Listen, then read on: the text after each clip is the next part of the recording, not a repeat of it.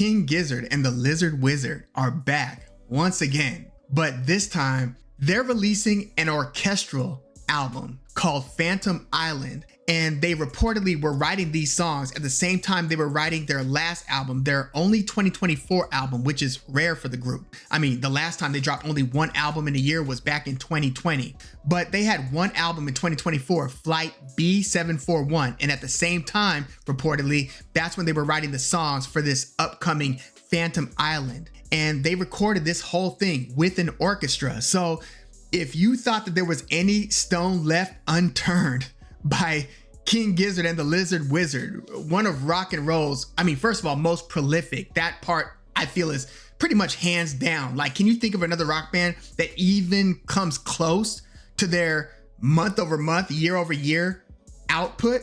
You know, I used to make the comparison, the contemporary comparison of the OCs, also known as OCs or OCS. They have a few variations of how they pronounce that name and how they spell it. But the OCs for a while were very voluminous and were just, dropping album and then another album, then another album. And there are a few rappers, MCs that have a super high output, but song for song, album for album, there's less required to go into a rap album. Like, you basically just have to, you really have to pick up 12 to 14, sometimes fewer beats from either one producer or a few producers, and you write and record your lyrics to them. Rock and roll is a different thing. I mean, anything that requires, instrumental arrangements and so forth, it's just a different process. So you often or more often get super high volume rap artists more so than you get super high volume rock artists. Don't get me wrong. Some rock artists, put out a lot of material, but King Gizzard and the Lizard Wizard pretty much stands alone with that volume. I mean, as it stands, they have 27 albums and they have like 50 something live albums. It's really ridiculous. Like, the only band historically that I could think of that is somewhat comparable would be the Grateful Dead. I feel like maybe King Gizzard and the Lizard Wizard is the jam band of the generation. But even stylistically, it's not just the volume, it's the fact that they are so adventurous in the different genres and subgenres that they tackle over time. Like, in the beginning, it was almost all psych rock, garage rock, which I mean, I love, some of the earliest stuff. 12 Bar Brews album, for example. They got into some jazzier sounds by the time they got to their fourth album, Oddments, that's 2014. The album Quarters also has some jazzy patches.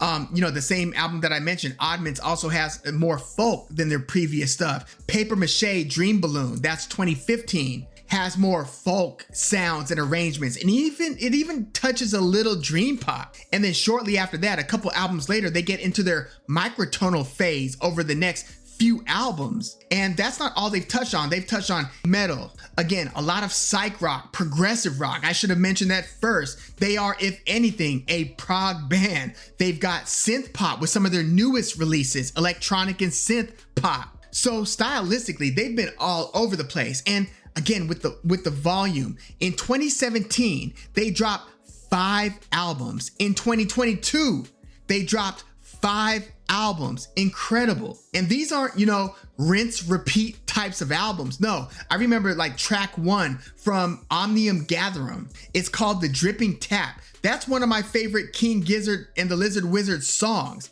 And again, that was track 1 on the second of 5 albums that they would release that year. I mean, the 2-song Laminated Denim, those kind of krautrock, you could even call that. I mean, those are like 15-minute songs that have that krautrock kind of pulsating rhythmic pace to it. So again, there's almost no stone unturned when it comes to King Gizzard and the Lizard Wizard. And just when you thought that they were out of new ideas, here they come, planning Phantom Island, or about to release Phantom Island, an orchestral album. And they are set to release that one on June 13th. So yeah, the Melbourne, Australia band is not stopping yet. And sometimes I would wonder, I'm like, damn, these guys gotta be exhausted at some point. Like, it has just been this fun, adventurous, fruitful, unexpected journey being a King Gizzard fan. And I was a relatively late recruit. Like, I started to get on board around their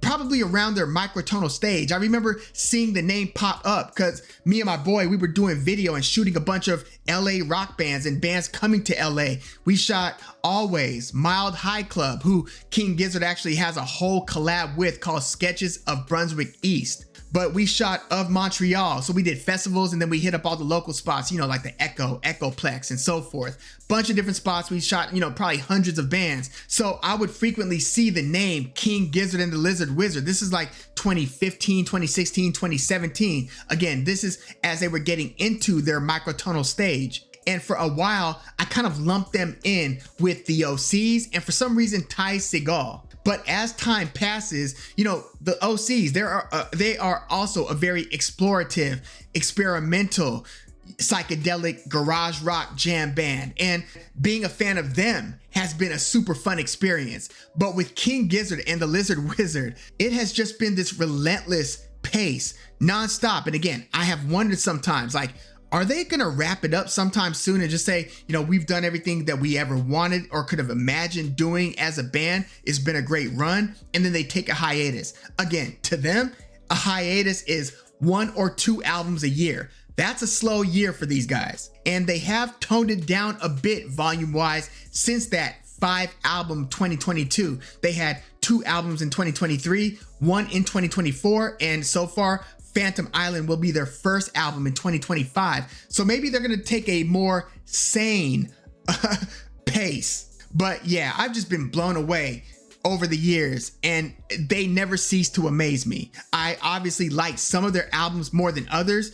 2022, I like damn near just everything they did in 2022. To me, that might have been their best year, maybe even better than that Microtonal Banana 2017 with Murder of the Universe. But another couple of my favorite have been their 3rd album, Float Along, Fill Your Lungs, Oddments, Quarters, I'm in Your Mind Fuzz, Paper Mache Dream Balloon. You know, the 2 that I want to go back to, or a few that I want to go back to and re-listen to, are Gumboot Soup, Fishing for Fishies, this is 2017 and 2019, and then their KG, King Gizzard album in 2020, and their LW, Lizard Wizard album in 2021.